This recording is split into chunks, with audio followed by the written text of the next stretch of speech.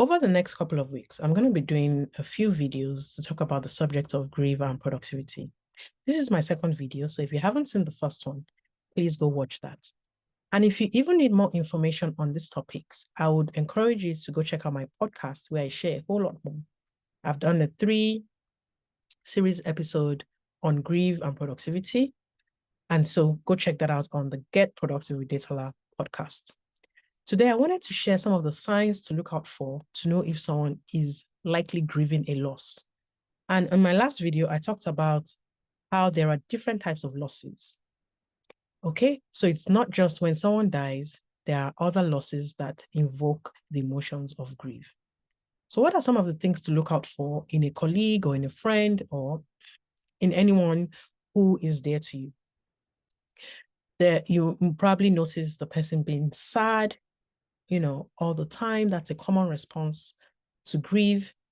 Maybe they are angry, maybe they are withdrawn, right? So those are some signs. You can also maybe notice that this person is feeling a bit more tired. They are always constantly tired, or there's a change in their appetite, right? Maybe they're eating more or eating less. And for maybe home or personal relationships, you might notice that they might have difficulty in sleeping. And this might also be, for you. You might notice that you're sleeping less, you're eating more or eating less.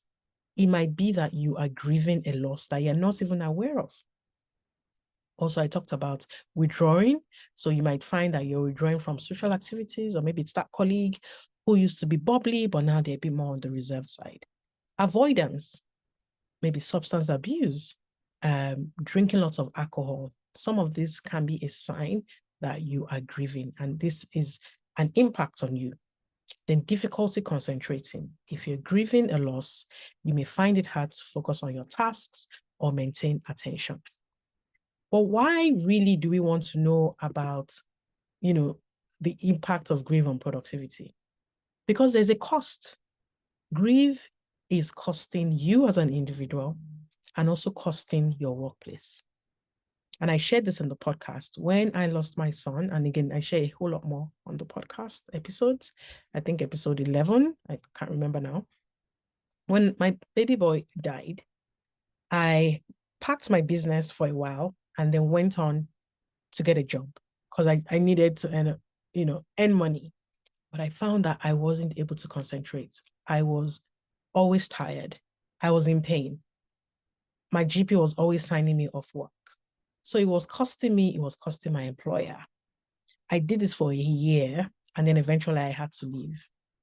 Okay, so there is a cost, and the cost can show up in form of absenteeism, where because of grief, you're always constantly being signed off work. It could show up as presenteeism, where you're at work, but you're not productive. You're there physically, but you've checked out mentally, you've checked out emotionally. And also, there can be errors. You might find that you are prone to more errors at work. And depending on how drastic that error is, it might cost the organization and even cost you. And so there is a cost of grief in the workplace. And I don't just want us to look at it from the cost of the employer's perspective. I want us to look at it from your perspective or the grieving staff's perspective.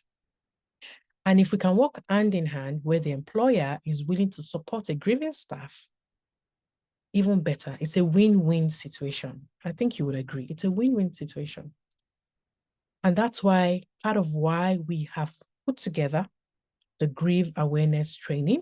It's a 60-minute awareness training on grief, which will help you see, it would help you see how grievers are affected. And if you're the one who's grieving, it will show you how to take control of your own emotional health. There's nothing much you can do about the situation, but there's a whole lot you can do about your emotional well-being.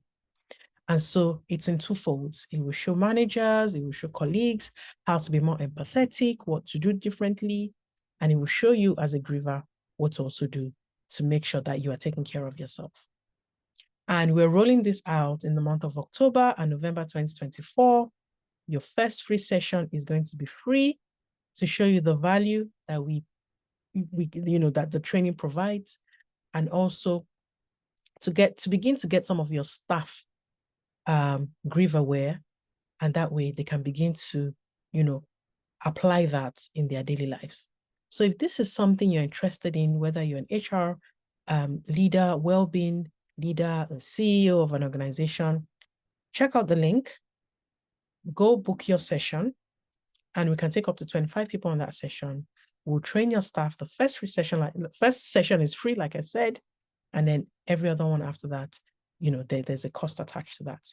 Because the truth is, we want to be able to see more staff, more organizations who are invested in the well-being of their staff. We want to see more organizations that are invested in having a grief-aware culture that is embedded in your organization. And we want to support you. My name is Detola Murray, if I haven't said that already. And I basically help organizations, I help individuals to regain their productivity, to regain resilience post-loss or post-change. So whether it's a merger and acquisition, whether it's a personal loss, whether it's loss of a hope, dreams and your expectation, loss of a loved one, loss of trust, whatever it is, the training will help you to develop those skills that you need, whether as a grieving staff or as someone supporting a grieving staff.